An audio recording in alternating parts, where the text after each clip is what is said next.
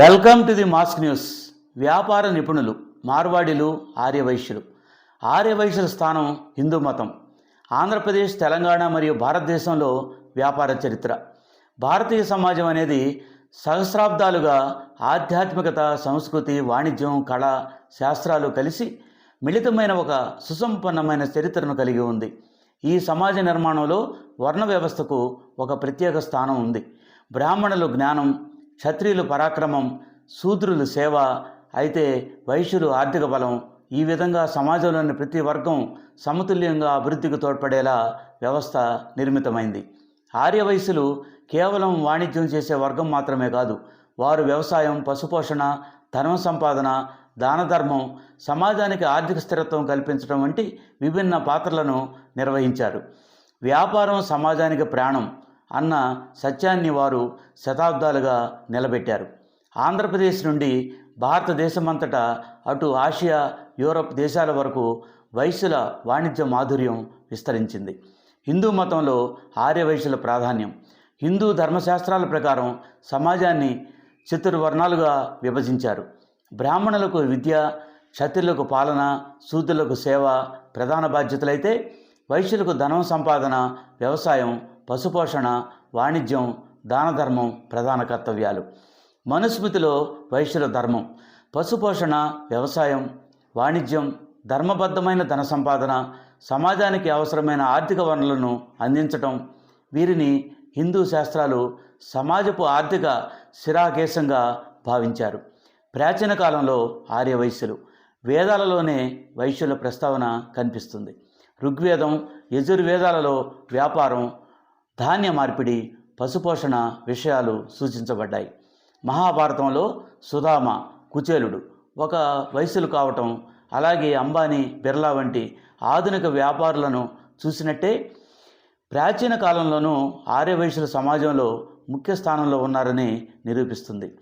ఆంధ్రప్రదేశ్ ప్రాచీన వాణిజ్య చరిత్రలో శాతవాహనులు క్రీస్తుపూర్వము 2వ శతాబ్దం నుండి 3వ శతాబ్దం వరకు ఒక స్వర్ణయుగం. వారు వాణిజ్యానికి పన్నులు విధించి నౌకాశ్రయాలను అభివృద్ధి చేసి రోమన్ సామ్రాజ్యంతో వ్యాపార సంబంధాలు నెలకొల్పారు. మసాలాలు, వస్త్రాలు, నీలము, వజ్రాలు, ముత్యాలు ఆంధ్ర నుండి విదేశాలకు ఎగుమతయ్యాయి. ప్రాచీన కాలంలోనే ఆంధ్ర వ్యాపారులు సముద్రయానం చేసి ఈజిప్టు, గ్రీస్, రోమ్ వంటి దేశాలతో వాణిజ్యం చేశారు.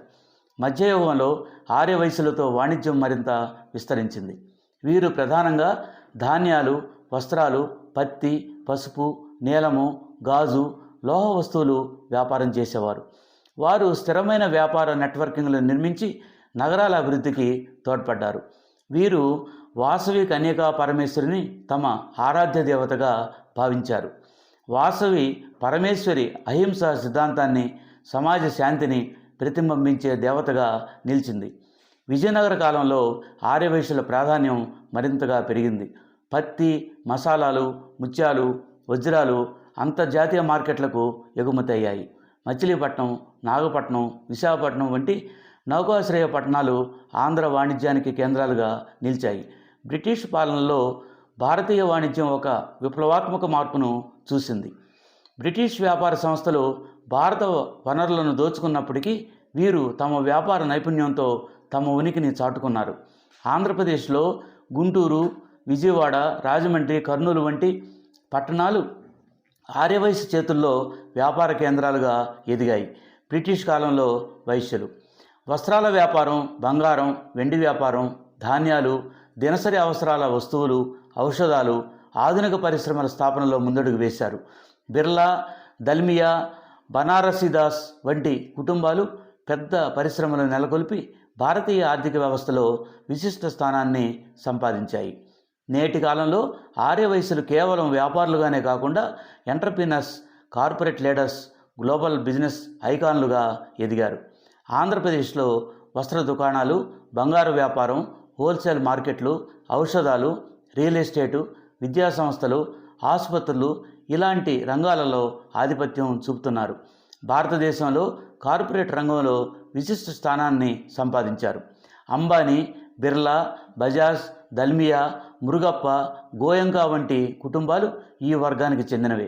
పెట్రోకెమికల్స్, టెలికమ్యూనికేషన్స్, ఫైనాన్స్, స్టీల్, వస్త్ర పరిశ్రమలు, ఐటీ రంగం వీరి ఆధీనంలో ఉన్నాయి. దాతృత్వం వీరి ప్రత్యేకత. కేవలం ధన సంపాదనలోనే కాదు, దాన ధర్మంలో కూడా ఉంది.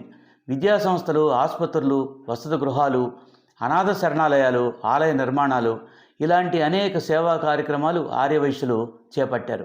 ప్రపంచీకరణ యుగంలో ఆర్యవైశ్యులు అంతర్జాతీయ స్థాయిలో విస్తరించారు. అమెరికా, యూరప్, ఆఫ్రికా, ఆస్ట్రేలియా, మధ్యప్రాచ్యంలో వ్యాపార కేంద్రాలను నెలకొల్పారు. ఆంధ్ర వ్యాపారులు ముఖ్యంగా ఐటీ, రియల్ ఎస్టేట్, ఫార్మాస్యూటికల్స్ రంగాల్లో గొప్ప స్థానాన్ని సంపాదించారు. ఆర్యవైశ్యులు హిందూ మతంలో ఆర్థిక శక్తికి ప్రతీకలు. ప్రాచీన కాలంలో వ్యవసాయం, పశుపోషణ, వాణిజ్యం నుండి ప్రారంభమైన వారి చరిత్ర మధ్యయుగంలో సముద్ర వాణిజ్యం ద్వారా విస్తరించింది. వలస పాలనలోనూ బ్రిటిష్ ఆర్థిక దోపిడీకి తట్టుకొని ఆధునిక కాలంలో పరిశ్రమలు, కార్పొరేట్ రంగంలో గ్లోబల్ స్థాయిలో వ్యాపారాలను విస్తరించారు. ఆంధ్రప్రదేశ్లోనూ భారతదేశమంతటా ఆర్యవైశ్యులు సమాజానికి కేవలం ఆర్థిక బలం మాత్రమే కాదు, విద్య, వైద్య, దాతృత్వ రంగాల్లోనూ సామాజిక స్థిరత్వానికి మూలస్తంభాలు. వైశ్యుల దాతృత్వం. వైశ్యుల ప్రత్యేకత కేవలం ధన సంపాదనలోనే కాదు, దాన ధర్మంలోనూ ఉంది. విద్యా సంస్థలు, ఆసుపత్రులు, వసతి గృహాలు, అనాథ శరణాలయాలు, ఆలయ నిర్మాణాలు ఇలాంటి అనేక సేవా కార్యక్రమాలు వైశ్యులు చేపట్టారు. ప్రపంచీకరణలో వైశ్యులు. ప్రపంచీకరణ యుగంలో వైశ్యులు అంతర్జాతీయ స్థాయిలో విస్తరించారు. అమెరికా, యూరప్, ఆఫ్రికా, ఆస్ట్రేలియా, మధ్యప్రాచ్యంలో వ్యాపార కేంద్రాలు నెలకొల్పారు. వైశ్యుల స్థానాన్ని ఒక వాక్యంలో నిర్వచించాలంటే సమాజానికి ఆర్థిక శక్తి, సంపద సృష్టి, సేవాభావం కలగలిపిన వర్గం వైశ్యులు. ఆర్యవైశ్యుల విద్య, వ్యాపార, ట్రేడింగ్లకు సంబంధించి ఆంధ్రప్రదేశ్, తెలంగాణ లేదా భారతదేశంలో ఫిర్యాదులు. ఇప్పటి వరకు వీరు నిర్వహిస్తున్న వ్యాపారంపై ఫిర్యాదులు దాదాపు లేవనే చెప్పవచ్చు. కంచె ఐలయ్య రచించిన సామాజిక స్మగ్లర్లు, కోమటోళ్లు వివాదాస్పద పుస్తకాన్ని ఆర్యవైశ్యులు నిషేధించాలని, రచయితపై కేసులు నమోదు చేయాలని డిమాండ్ చేశారు. రాష్ట్ర ప్రభుత్వం చింతామణి నాటక పద్యంపై విధించిన నిషేధంపై స్టే ఇవ్వలేదు. భావ ప్రకటన స్వేచ్ఛ పేరుతో ఇతరుల భావాలను అవమానించటం అనారోగ్యకరం. ఒక వర్గాన్ని కించపరిచేందుకు అనుమతిస్తే అది పౌర సంఘర్షణకు దారితీస్తుంది. సమాజంలో సామరస్యతకు, కళాకారుల జీవనాధారాన్ని పరస్పరం సమతుల్యం చేయాల్సి ఉంటుంది. గౌరవనీయ హైకోర్టు ఇలా వ్యాఖ్యానించింది. రమేష్ గెల్లి వైశ్య బ్యాంకు స్థాపకుడు. గ్లోబల్ ట్రస్ట్ బ్యాంక్ ప్రేరేతగా 1990లో పద్మశ్రీ పురస్కారం పొందారు. ఇది ఒక బ్యాంకుకి ఇచ్చిన తొలిసారైన జాతీయ గౌరవంగా నిలిచింది. కేతన్ పరేఖ్ స్కామ్లోని ప్రధాన బ్యాంకులలో ఒకటిగా జీటీపీ గుర్తించబడింది. యూటీఐ బ్యాంకుతో ఇన్సైడర్ ట్రేడింగ్ ఆరోపణలు జీటీపీను యూటీఐ బ్యాంకుతో ఆకర్షణీయమైన విలీనం వేగంగా విఫలమైంది. ఆర్బీఐ చర్యలు మరియు తాత్కాలిక నిషేధం విధించిన 48 గంటల్లో ఓరియంటల్ బ్యాంక్ ఆఫ్ కామర్స్తో విలీనం చేయించింది. జీటీపీ స్థాపన తర్వాత ప్రధానంగా స్టాక్ మార్కెట్ అనుబంధ వ్యాపారాలకు అధిక ఎక్స్పోజర్, అప్పు నియమాల ఉల్లంఘన, ఇన్సైడర్ ట్రేడింగ్ ఆరోపణలు, యూటీఐ బ్యాంకుతో విలీన విఫలం, ఆర్బీఐ చర్యలు, సిబిఐ కేసులు ఇవన్నీ కలిసి జీటీపీ కుప్పకూలిపోయింది. రమేష్ గల్లి తమ వైఫల్యానికి స్వచ్ఛంద బాధ్యత తీసుకున్నారు. Thank you very much for watching this episode. Please stay on for the next episode. Thank you very much.